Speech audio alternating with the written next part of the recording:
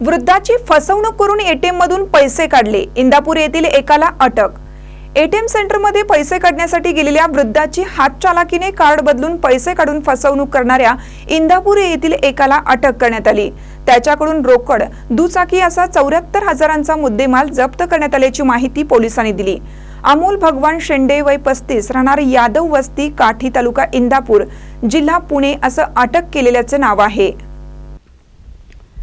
फेब्रुवारीमध्ये तासगाव येथे एटीएममध्ये पैसे काढण्यासाठी दिलीप देवमाने गेले होते। त्यावेळी एकाने पैसे काढण्यासाठी मदत करण्याच्या बहाण्याने कार्डची अदलाबदल करून त्यांच्या खात्यातील पैसे काढले होते। याबाबत तासगाव पोलीस ठाण्यात नोंद करण्यात आली होती। यातील चोरट्याला पकडण्यासाठी निरीक्षक शिंदे यांनी सहाय्यक निरीक्षक पंकज पवार यांचे पथक तयार केले होते। पथक त्याचा शोध घेत होते।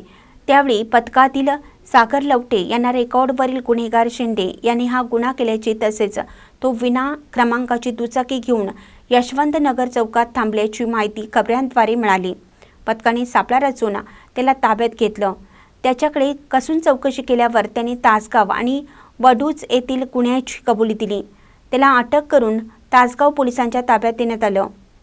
एलसीपीचे वरिष्ठ पोलीस निरीक्षक सतीश शिंदे यांच्या मार्गदर्शनाखाली सहाय्यक निरीक्षक पंकज पवार, सागर लवटे, महादेव नांगणे, संदीप गुरव, सतीश माने, मच्छिंद्र बर्डे, अनिल कोळेकर, अमर नरळे, नागेश खरात, विक्रम खोत, केरुबा चव्हाण, कॅप्टन गुंडवाडे, विजय पाटणकर, उदय माळी, संदीप नलावडे यांच्या पथकाने ही कारवाई केली। महानकरी न्यूजसाठी आदी माने, मिरज।